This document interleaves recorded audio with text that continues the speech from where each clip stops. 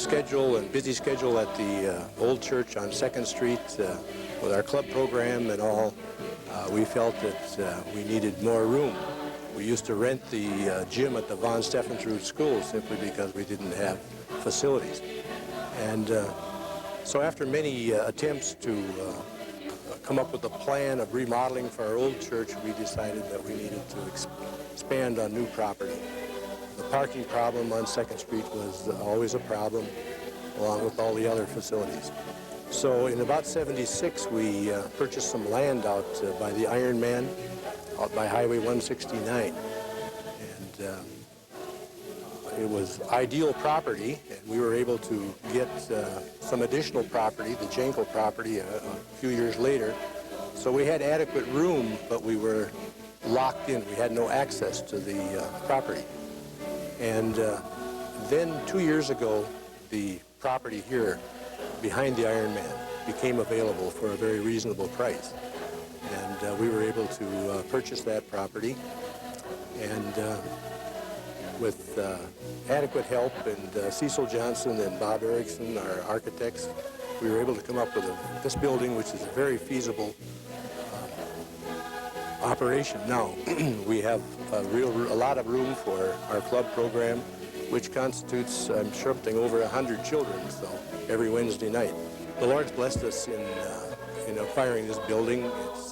It's been a real fun project to work with all the guys, and it's all been done by volunteer labor. It was a real nice, a real good project.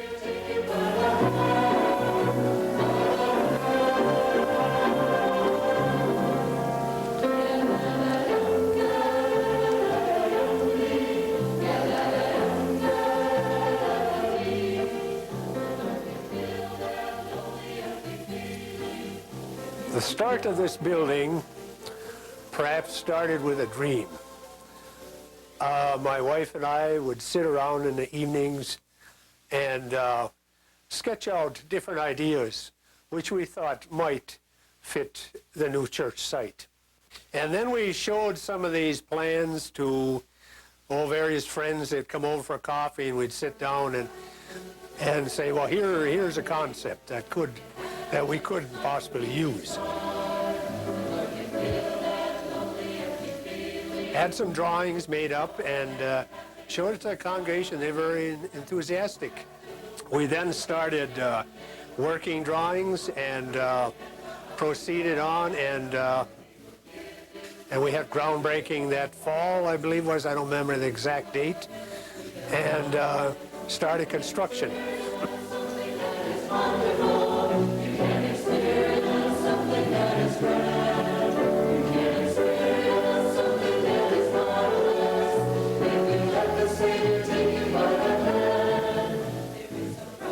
I've spent some 1,900 hours on this job, which involved design, structural, plumbing. We worked with the electrical.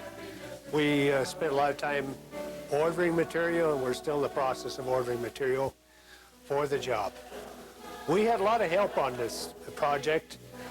Tim Berg, Mark Velocic, Greg Sjogren were here just about every day.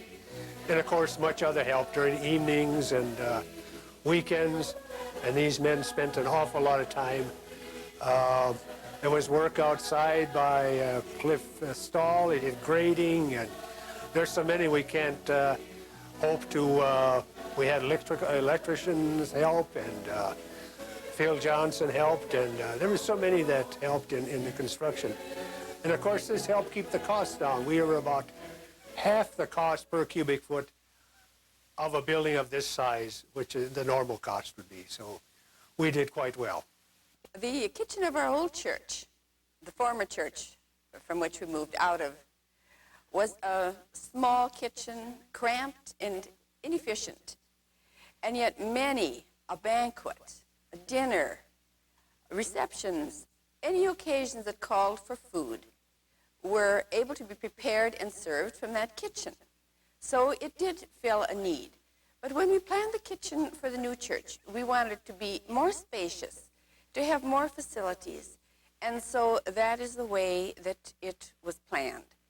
And we found now that it's a great deal of pleasure to work in that kitchen, and that it makes it much easier to prepare and serve the foods that have been planned. And we aren't aware yet of all the ways in which this kitchen will be used now that we do have the larger serving facilities in the fellowship hall. And so we're looking forward to that. And as we work in the kitchen, we just thank God for giving us this new church and the kitchen that more adequately will meet our needs. And so it's going to be a real delight to be able to work in there.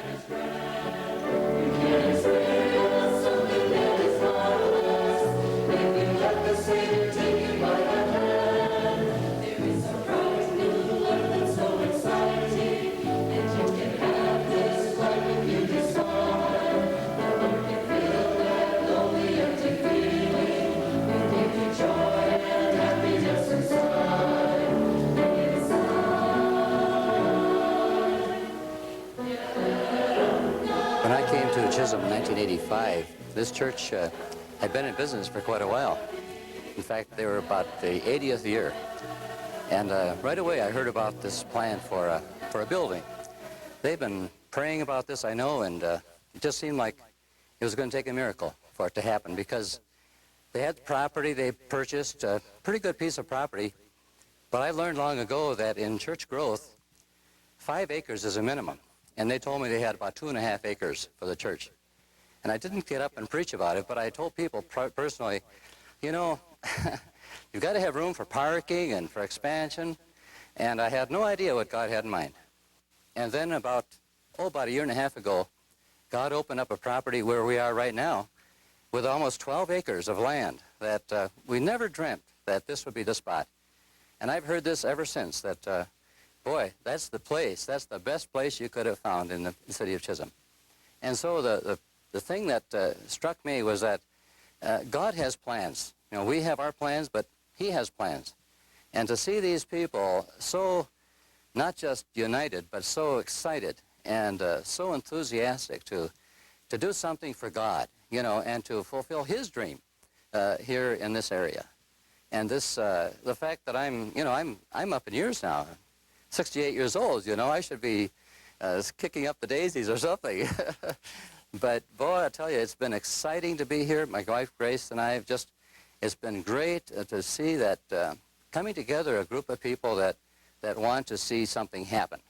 And for the range, you know, that's something else. You're supposed to be kind of Down syndrome and ready to, you know, just watch things happen. But this church has said we want to make things happen for God, and that's been the result. I'm really pleased to be here.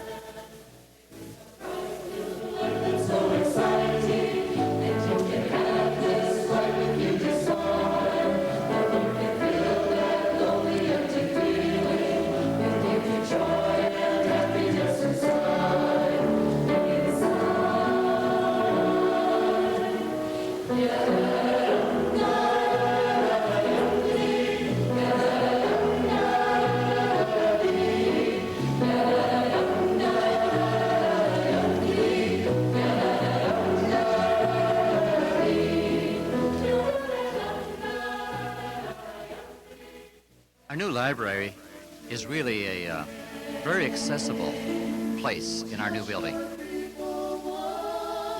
I'm sure we know, during the dedication of our new church, it became the historical center. Now, when I say historical center, it wasn't simply pictures of the building of the new church, but the mementos. People brought albums from the events of the church over the past several years, and it was exciting for people to come and see the pictures of former pastors and friends who have moved away and some who have passed away.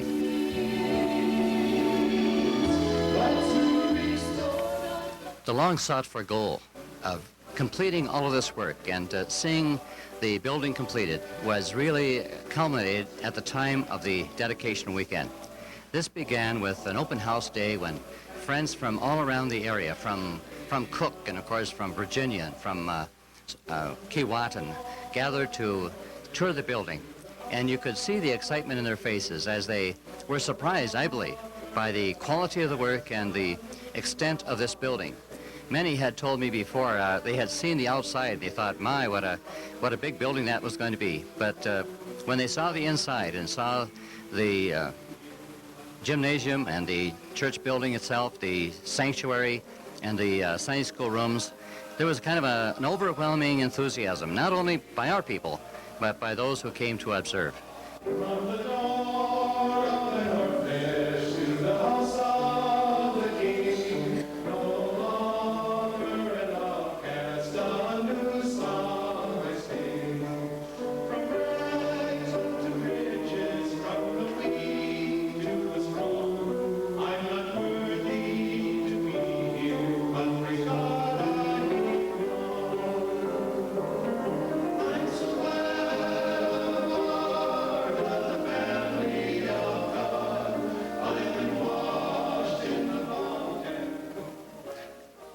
I think everyone loves good music, and I think that Christians have the most to sing about. We had the most wonderful musical groups in our dedication services this year.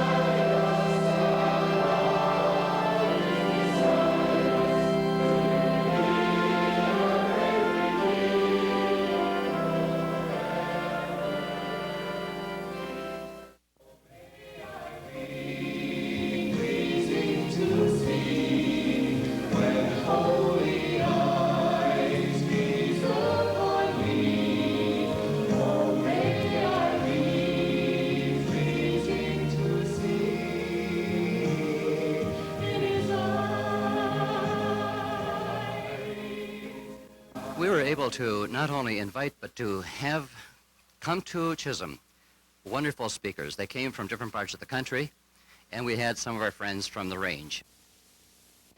This place, as beautiful as it is only a tool. It's a tool by which God purposes to reach this community for Christ. As a pastor on the range, I am convinced 100% the Spirit of God is beginning to move in new and wonderful ways. And I think you're going to see that the fields are white for harvest. 200 miles any day to meet an 85-year-old lady who's built a new house. And I mean that just amazes me, and I believe in the wonders of God's grace and His power. But you know, the average church, the average Baptist church, at least in Texas, according to a study that was done by the Southern Baptists, lives to a ripe old age of 70. The average church. So and here you are at 85, catching a second wind and building a new house. And I think that's just a fantastic thing. It's great to be here and to offer my congratulations on behalf of 147 sister churches across the state who tip their hat to you and say, this is something that you have done in order to simply open the door to see God work in a greater way in this community and in your church. And I do believe that commitment will be honored in a special way if we share in your joy. And like the children of Israel, we murmured and complained as we wandered through the time. And things changed around, and so tonight, in all fairness, Lord, we're sorry. We really are, because we did mumble and we did complain. But you, in due course of your time, have provided, and we thank you for it. Will be the gift of hospitality. I said it's true. And you are good at that. You are really good at that. Just keep doing that. Come sit by me. People say, I can't win a person to Christ, I don't know how. Well, the gift of hospitality can be used in the service of evangelism. And you use it very, very well. And inviting people are hospitable people. When you come in, you feel good, don't you? You're also people who go out to knock on the doors for people who invite. That great city. Well, don't think for a moment that God is taking a jab at the poor people of Nineveh and suggesting that they were so stupid they didn't know the right hand from the left. I think what he was saying is, these people desperately need to know more about me. And I will withhold my judgment so that they can know. And we live in a community and on a range where people don't know the right hand from the left. And that is not to say that they are stupid. It is to say that they have yet to experience the goodness of God and His gospel and His salvation. Hey, we're in this thing together. And together, God is going to use Chisholm and Virginia and Cook and Grand Rapids and all of our ministries in order to reach a hurting and lost world for His sake. And so the word I bring from the rest of us as part of the Baptist ministerial is Godspeed. Continue to be patient. His timing is everything. My sisters and my brothers, the Lord bless you and keep you. The Lord make His face to shine upon you and be gracious unto you. The Lord lift up His countenance upon you and give you peace. In your going out and your coming in your rising up and your lying down, in your labor and your leisure, in your laughter and your tears, until you come to stand before Him in that great day when there is no sunset and no dawn. Amen. If we can help people in our community to find and know God and live for Him, that's the purpose for why we have a church building at all.